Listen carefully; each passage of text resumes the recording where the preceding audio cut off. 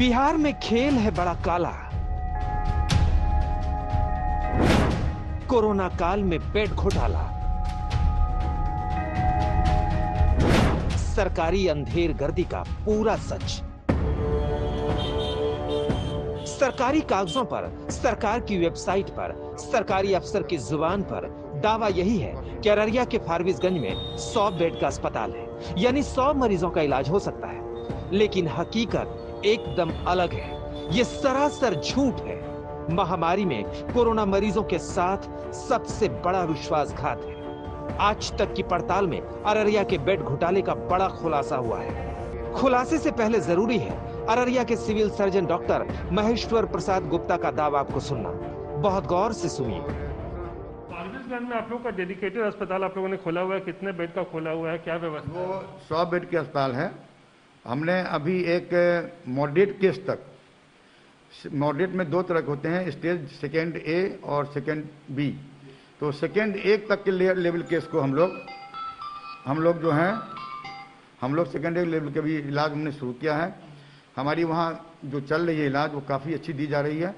सभी सुविधाएं हमने दी हैं और इसकी लोग बाहर से लोग इसको प्रशंसा भी कर रहे हैं। कोविड केयर हॉस्पिटल जो आप लोगों ने खोला है वहाँ पे, उसमें कितने बेड हैं?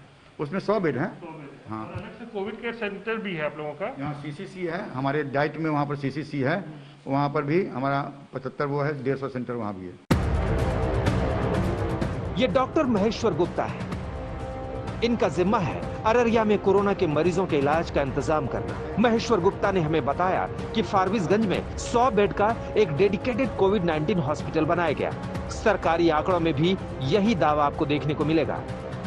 बिहार में जितने भी डेडिकेटेड कोविड अस्पताल हैं वहां पर बेड्स की क्या व्यवस्था है, ये तमाम जानकारी आपको राज्य स्वास्थ्य समिति की वेबसाइट पर आसानी से मिल सकती है।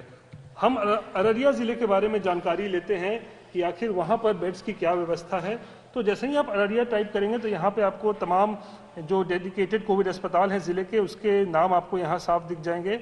उसके बाद हम जानकारी लेना चाह रहे हैं अररिया के एएनएम स्कूल फारबिसगंज के बारे में, जो कि एक एएनएम ट्रेनिंग स्कूल है और फिलहाल ये डेडिकेटेड कोविड अस्पताल है। और यहाँ पर आप कुल बेड की संख्या देखें तो 100 दिखाई जा रही है, यानी कि सरकार की वेबसाइट पर दिखाया जा रहा है कि इस डेडिकेटेड कोविड अस्पताल में जो कुल बेड की संख्या है वो 100 है। लेकिन हकीकत क्या है, ये जानने के लिए हम फारबिसगंज के इसी डेडिकेटेड कोविड अस्पताल पर पहुंचे। दिलचस्प बात यह है कि सरकारी वेबसाइट पर भी अगर आप जाएं तो यह अस्पताल 100 बेड का ही दिखा रहा है। यही बात डॉक्टर महेश्वर गुप्ता ने अररिया जिले के प्रभारी मंत्री आलोक रंजन को बताया। लेकिन डॉक्टर के दावे में कुछ काला नहीं बल्कि पूरी दाल ही काली है।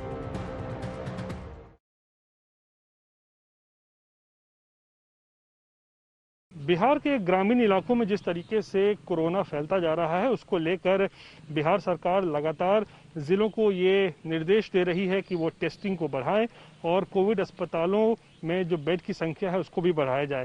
लेकिन इसी बीच एक मामला सामने आया है जिससे सवाल खड़े हो रहे हैं कि क्या जिले में जो अधिकारी तैनात है या फिर जिला प्रशासन जो है, क्या वो बिहार सरकार को अंधेरे में रख रहा है और बिहार सरकार को भ्रमित कर रहा है। ये मामला अररिया जिले से जुड़ा हुआ है और मेरे पीछे जो आप ये देख रहे हैं ये एक डेडिकेटेड कोविड अस्पताल है जो कि अररिया के फारबिसगंज अनुमंडल में स्थित है। और जो हमने यहाँ पे स्थित डॉक्टरों से बात की है, उन्होंने बताया है कि ये एक 35 बेड का अस्पताल है और यहाँ पर 35 मरीजों के इलाज की यहाँ पर व्यवस्था की गई है। लेकिन इसी बीच जो जिले के सिविल सर्जन हैं डॉक्टर MP गुप्ता, उनका बयान सामने आया है। वो बता रहे हैं कि ये अस्पताल जो है ये 100 बेड का अस्पताल है और यहाँ पर 100 मरीज जो है कोरोना के, उनके इलाज की यहाँ पर व्यवस्था की गई है। आज तक की पड़ताल में civil surgeon doctor Maheshwar Prasad Gupta का झूठ पकड़ा गया। हॉस्पिटल की डिप्टी सुपरिटेंडेंट रेशमा रजा ने बताया कि हॉस्पिटल में सिर्फ 35 बेड है और पोल खुलने के डर से अब 50 बेड कर दिया गया। हमारे पास कल तक 35 बेड्स थे, आज बढ़ा करके उसे कंप्लीट 50 बेड कर दिया गया है और सारे ऑक्सीजन बेड्स हैं। सोचिए, बिहार में सिविल सर्जन सफेद झूठ बोल रहे हैं, जबकि हमारी पड़ताल में उनके मातहत ने दूध का दूध और पानी का पानी कर दिया। हमने जब अररिया के प्रभारी मंत्री आलोक रंजन को बेड घोटाले के बारे में बताया तो उन्होंने कड़ी कार्रवाई की बात कैमरे पर कही। तो आपको लगता नहीं इस तरीके की गलत जानकारी सरकार को दी जा रही है? नहीं, यदि ऐसा कुछ किया है, चूंकि मैंने तो चूंकि मैं स्थल पर जाकर के इसकी जांच नहीं किया था और चूंकि लॉकडाउन होने के कारण जब तक लॉकडाउन है तब तक स्थल पर हम अभी जाने के लिए सोच भी नहीं रहे हैं। लेकिन यदि आपने उस स्थल पर जाकर के इसकी जानकारी ली है और आपके कथनानुसार यदि वो सही में 35 बेड ही है तो निश्चित रूप से ऐसे भ्रमित करने वाले पदाधिकारी पर हम आगे कार्रवाई करेंगे। जो जिम्मेदार हैं वही फरेब कर रहे हैं। जिनके कंधों पर कोरोना से लड़ाई का जिम्मा है वही जिम्मेदार आम लोगों की जिंदगी से खिलवाड़ कर रहे हैं। सोचिए, ये एक जिले का हाल है, हर जिले में ऐसे ही सरकारी आंकड़ेबाजी का कितना बड़ा खेल चल रहा होगा। सवाल यह है कि बेड घोटाला में कौन कौन शामिल है? क्या डॉक्टर महेश्वर गुप्ता इस खेल की छोटी मछली है? बड़ी मछली कोई और है? अब देखना है कि आज तक की पड़ताल के बाद बिहार सरकार क्या एक्शन लेती है। एक्शन से ही सरकार की नीति और नीयत दोनों की तस्वीर साफ हो जाएगी। रोहित सिंह, अररिया, आज तक।